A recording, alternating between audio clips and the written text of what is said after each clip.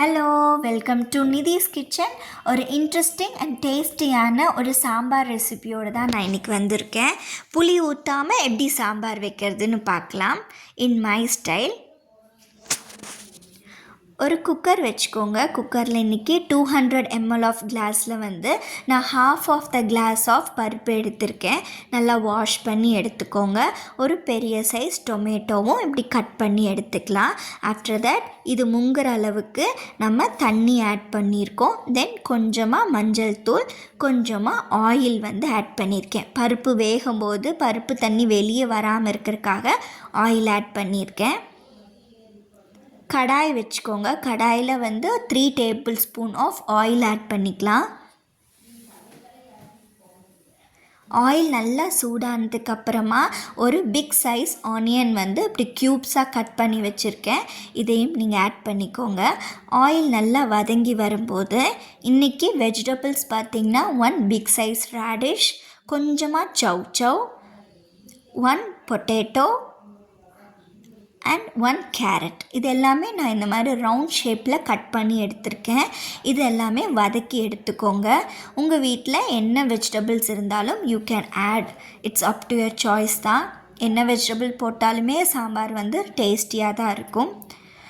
After that இந்த vegetables வேகிறதுக்காக lid போட்டு நம்ம அடைச்சி வச்சு வேக வச்சதுக்கப்புறமா இப்போது சாம்பார் பவுடர் தான் ஆட் பண்ணுறேன். Sambar powder 2 to 2.5 table spoon of sambar powder, கொஞ்சமாக ரெட் சில்லி பவுடர் ஆட் பண்ணியிருக்கேன். இது எல்லாமே நல்லா மிக்ஸ் பண்ணி வதக்கி எடுத்துக்கோங்க. இந்த வெஜிடபிள்ஸ்க்கு தேவையான உப்பு சேர்த்திக்கலாம். வெஜிடபிள்ஸ் குக் ஆகணும் இல்லைங்களா நல்லா, அதுக்காக 1 glasses ஆஃப் வாட்டர் யூஸ் பண்ணியிருக்கேன். அடைச்சி வச்சு வேக வைங்க. சைட் பை சைட் நம்மளுடைய தால் வேக வச்சது நல்லா வெந்து கிடச்சிருக்கு. நீங்கள் ஸ்மேஷர் வச்சு கூட ஸ்மாஷ் பண்ணி எடுத்துக்கலாம். நான் இன்றைக்கி 6 விசில் விட்டு எடுத்தேன். நல்லா வெந்து எனக்கு கிடச்சிருக்கு. இதை நம்ம வெஜிடபிள்ஸ் வெந்ததுக்கப்புறமா அது கூட ஆட் பண்ணிக்கலாம். இப்போ ஆட் பண்ணிக்கோங்க. வெஜிடபிள்ஸும் இந்த தாலும் ரெண்டும் சேர்ந்து குக் பண்ணும்போது தான் நமக்கு டேஸ்டியான ஒரு சாம்பார் கிடைக்கும். இது நல்ல ஒரு கொதி வரும்போது நல்ல ஒரு 2 glasses of water hot water நீங்கள் ஹீட் பண்ணி ஆட் பண்ணிக்கலாம்.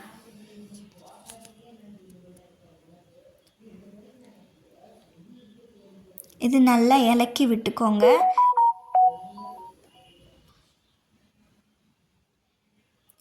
அதே மாதிரி லிட் போட்டு நம்ம அடைச்சி வச்சு வேக வைக்கலாம். இங்கே பார்த்திங்களா ரொம்ப பபிள்ஸ் மாதிரி வரும். இந்த பபிள்ஸ் மாதிரி வரும்போது தான் அந்த பருப்பும் காயும் ரெண்டும் சேர்ந்து வேகும்போது நல்ல டேஸ்டியான ஒரு சாம்பார் கிடைக்கும். ட்ரை பண்ணி பாருங்கள். ரொம்ப ஈஸியான ரெசிபி தான். மார்னிங் நம்ம சமைச்சிடலாம். ரொம்ப ஈஸியான ஒரு ரெசிபி. நீங்கள் நைட் வரைக்கும் கூட வச்சு சாப்பிட்லாம். இது கெட்டெல்லாம் போகாது.